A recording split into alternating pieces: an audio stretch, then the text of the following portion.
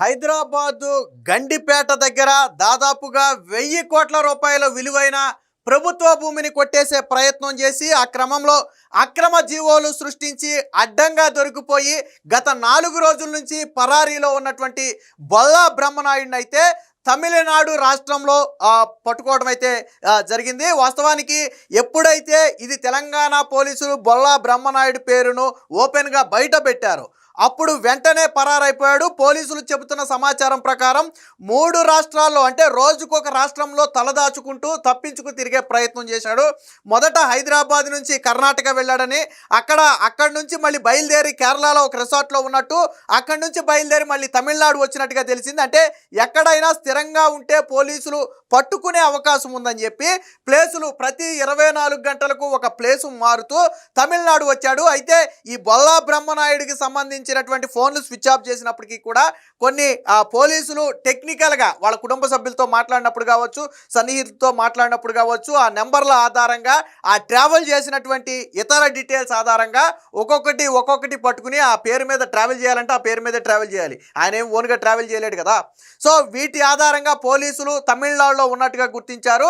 దాంతో తమిళనాడులోని ఒక ప్రాంతంలో ఉన్న సమయంలోనే పోలీసులు వెళ్ళిపోయి పట్టుకుని అక్కడ స్థానిక పోలీసులకు ఇన్ఫార్మ్ చేసి వాళ్ళ అనుమతితో బొల్లా బ్రహ్మనాయుడిని అయితే తీసుకొస్తున్నారు. హైదరాబాదు కోర్టులో ప్రవేశపెట్టిన తర్వాత ఏం చర్యలు తీసుకోవాలనేది పోలీసులు ఆలోచిస్తారు. వాస్తవానికి దీని మీద ముందస్తు బెయిల్కు బొల్లా బ్రహ్మనాయుడు కోర్టుకి వెళ్ళాడు. హైకోర్టుకి వెళ్తే హైకోర్టులో అటు ప్రభుత్వం తరపున వాదనలు బలంగా వినిపించారు.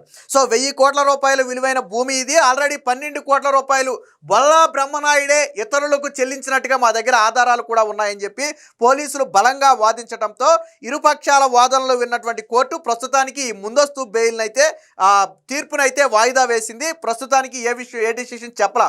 సో కోర్టు అడ్డుకోలేదు కాబట్టి, అంటే బ్రహ్మనాయుడిని మీరు డెసిషన్ వచ్చే వరకు మీరేమి అరెస్ట్ చేయొద్దని కోర్టు చెప్పలేదు కాబట్టి బ్రహ్మనాయుడిని అయితే ప్రస్తుతానికి అరెస్ట్ చేశారు.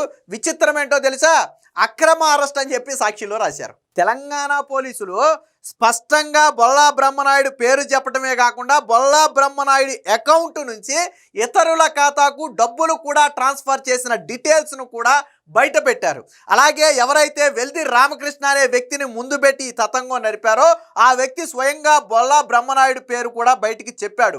ఆయనే ఈ మొత్తాన్ని నడిపించాడు, ఆయన సోదరుడు ఇద్దరూ కలిసి దీన్ని నడిపించారు అని కూడా రాధాకృష్ణ అనే వ్యక్తి బయట పెట్టడం జరిగింది. సో ఇన్ని ఆధారాలు ఉన్న తర్వాత కూడా అక్రమ అరెస్టు అని చెప్పి సాక్షిలో చిన్నగా రాశాడు. అసలు స్కామ్ జరిగిందని చెప్పి తెలంగాణ పోలీసులు ప్రెస్ మీట్ పెట్టినప్పుడు సాక్షిలో ఏం రాయలా. బొల్లా బ్రహ్మనాయుడికి సంబంధించినటువంటి ఆధారాలు, కబ్జాకి సంబంధించినటువంటి ఆధారాలు, నకిలీ జీవోలు బయట పెట్టినప్పుడు ఏమి రాయలా. బొల్లా బ్రహ్మనాయుడు రాష్ట్రం వదిలి పరారీలో ఉన్నాడని పోలీసులు ప్రెస్ మీట్ పెట్టి చెప్పినప్పుడు సాక్షిలో ఏం రాయలా. కానీ అరెస్టు చేసిన తర్వాత మాత్రం అక్రమ అరెస్ట్ అని ఒక ఇంత ముక్క రాశారు. అది కూడా ఎక్కడో సాక్షిలో ఒక మూల ఇంత ముక్క రాశారు. మరి అది కూడా అసలు ఎందుకు రాశారో నాకు తెలియదు. నేను అనుకున్నాను బొల్లా బ్రహ్మనాయుడికి వైసీపీ వదిలేసిందేమోలే, ఆయన గురించి పట్టించుకోవట్లేదు. ఎందుకని వైసీపీ మాట్లాడలేదంటే వాళ్ళకు కూడా తెలుసు, పక్క రాష్ట్రంలో ఆధారాలతో సహా దొరికిపోయాడు. అదే మన రాష్ట్రం అనుకోండి, ఆ కూటమి మీద నిందలు వేసేయచ్చు. బొల్లా బ్రహ్మనాయుడు అక్రమ అరెస్టు, ఆయన మీద చంద్రబాబు నాయుడు, లోకేష్, పవన్ కళ్యాణ్ కక్ష కట్టారు అని చెప్పి ఏదో 2 నిందలు వేసేసి సానుభూతి పొందొచ్చు. కానీ అరెస్ట్ అయింది పక్క రాష్ట్రంలో, రాజకీయాలతో సంబంధం లేని పక్క రాష్ట్రంలో అరెస్ట్ అవుతున్నాడు కాబట్టి అక్కడ కేసు నమోదైంది కాబట్టి పాపం నోరెత్తలేని పరిస్థితి ఇప్పుడు వైసీపీ పార్టీకి ఏర్పడింది. ఏ తప్పు చేయకపోతే బొల్లా బ్రహ్మనాయుడు 3 రాష్ట్రాల్లో దాక్కోవాల్సిన అవసరమే ఉంది. గత వారం రోజులుగా రోజుకొక రాష్ట్రంలో తిరగాల్సిన అవసరమే ఉంది బొల్లా బ్రహ్మనాయుడికి. ఎందుకు దొంగసాటిగా హైకోర్టుకి వెళ్ళి ముందస్తు బెయిల్కి అప్లై చేసుకున్నాడు? ధైర్యంగా పోలీసుల దగ్గరకు వచ్చి నా ప్రమేయం లేదు, మీరు చూపించిన ఆధారాలు తప్పు అని చెప్పి నీ దగ్గర ఏదైనా ఆధారాలు ఉంటే చూపించవచ్చు కదా. ఇంకేం చూపిస్తాడు? ఆయన ఖాతా నుంచే డైరెక్ట్గా డబ్బులు కొట్టి అక్కడే దొరికిపోతే ఆయన ఖాతా నుంచే డబ్బులు ట్రాన్స్ఫర్ చేశాడు, అక్కడే దొరికిపోయాడు.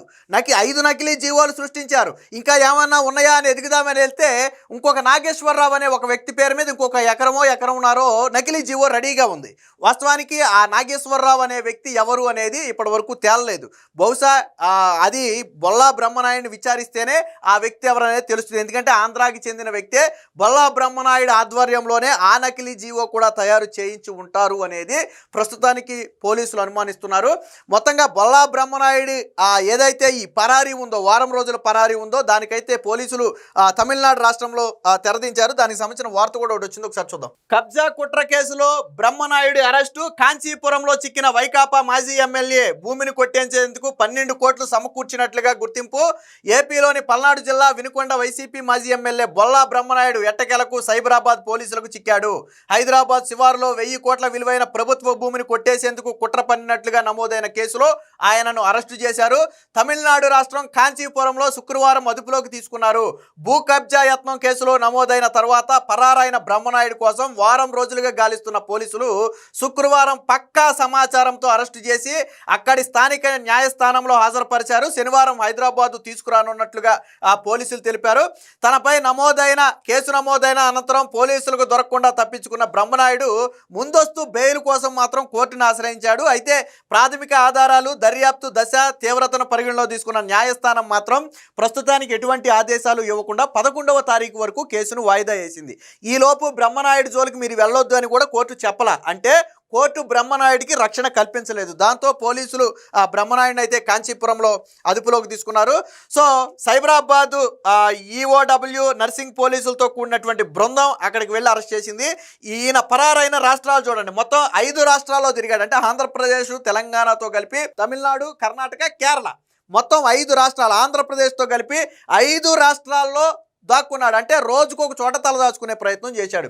అంటే సినిమాల్లో చూస్తుంటాం చూసారా, ఒక వ్యక్తి ఏదైనా తప్పు చేసో లేకపోతే పోలీసుల నుంచి తప్పించుకునేప్పుడు ఒకే ప్లేస్లో ఉంటే దొరికిపోతామని చెప్పి ప్లేసులు మారుస్తూ ఉంటారు.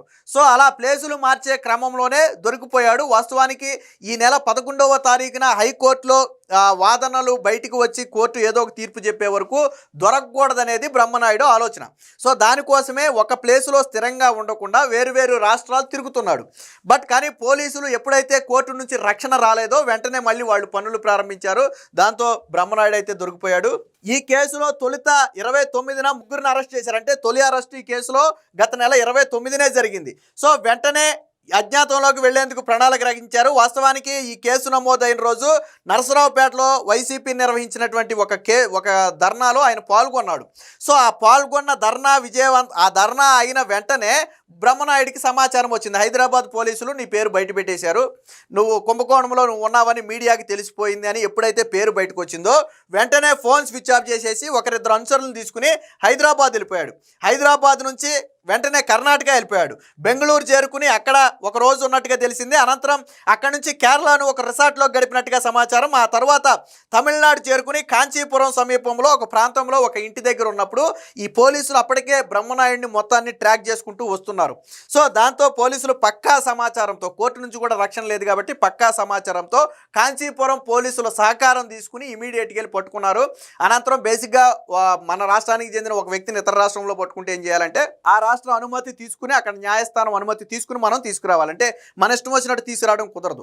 దాంతో బ్రహ్మనాయుడిని స్థానిక న్యాయస్థానంలో కూడా హాజరుపరిచారు. దానికి సంబంధించి ఈరోజు పూర్తి స్థాయిలో అనుమతులు వస్తాయి, హైదరాబాద్ తీసుకొస్తారని చెప్తున్నారు. తీసుకువచ్చిన వెంటనే ఇక్కడ కోర్టు ముందు ప్రజెంట్ చేస్తే రిమాండ్ విధిస్తారా లేదా కోర్టు ఏం చెప్తుంది అనేది మనం చెప్పలేం. కానీ కోర్టుకి ఇచ్చిన తర్వాత రిమాండ్ వేస్తే రిమాండ్ నుంచి వీళ్ళు తీసుకుని పోలీసులు విచారణకు తీసుకుని అప్పుడు బ్రహ్మనాయుడి చేత మరికొన్ని విషయాలు కక్కించే అవకాశం అయితే కనపడుతుంది. దీనికి సంబంధించిన మరొక వార్త ఉంది, ఇక్కడ చూడొచ్చు మీరు.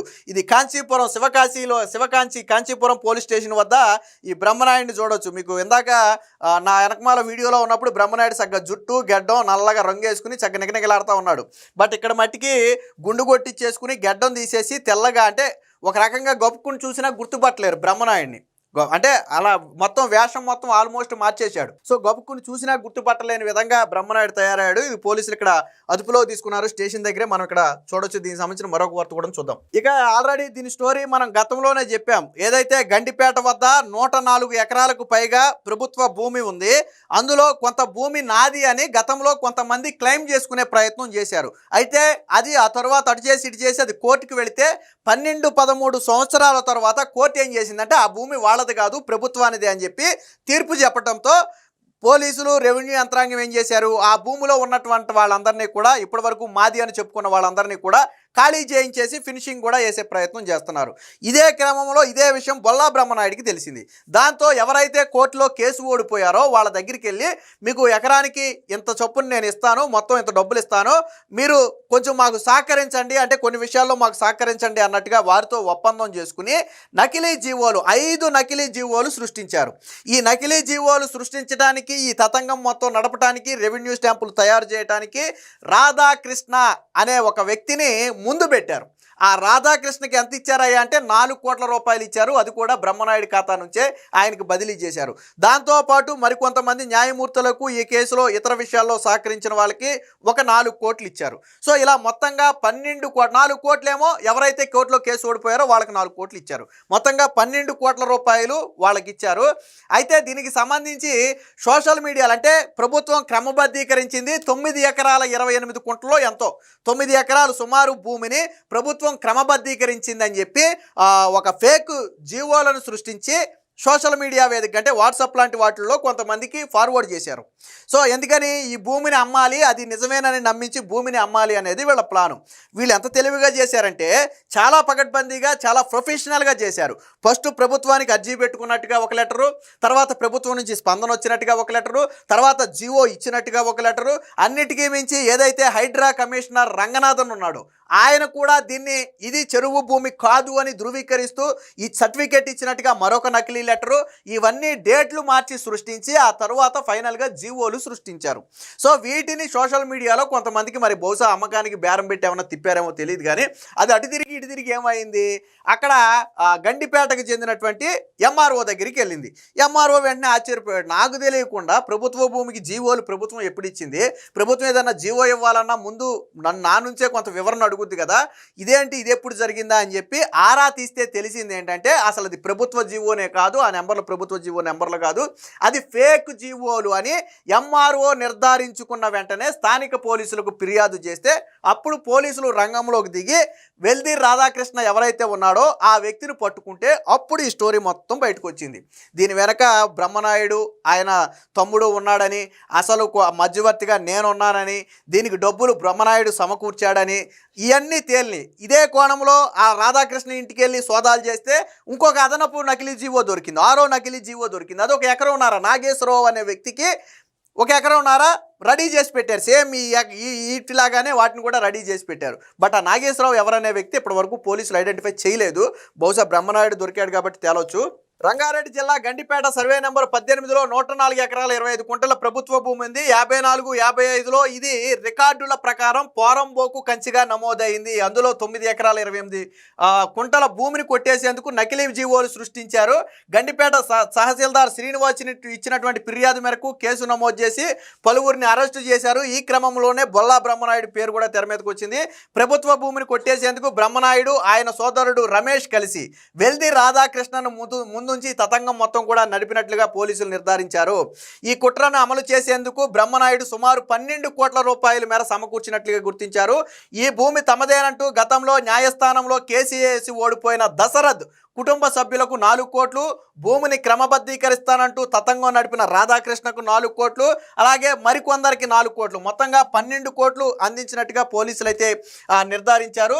ఇక మరొక భూమి, ఎకరంన్నర భూమి ఎవరి పేరు మీద ఉందంటే కాముని నాగేశ్వరరావు అనే ఒక వ్యక్తి పేరు మీద ఇంకొక ఎకరంన్నర భూమి రిజిస్టర్ చేసి దొంగ నకిలీ జీవో దొరికింది.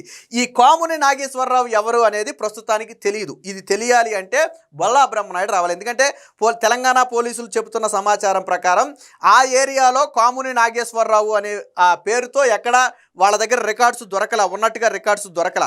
దీంతో ఖచ్చితంగా ఆంధ్రాకు చెందిన వ్యక్తి అయి ఉంటాడు, బొల్లా బ్రహ్మనాయుడికి సంబంధించిన ఒక వ్యక్తి అయి ఉంటాడు అనేది ప్రధానంగా పోలీసుల అనుమానం. అది బ్రహ్మనాయుడిని పట్టుకుని విచారిస్తే తప్ప దీనికి సంబంధించిన సమాచారం బయటకు వచ్చే అవకాశం లేదు. ఏది ఏమైనా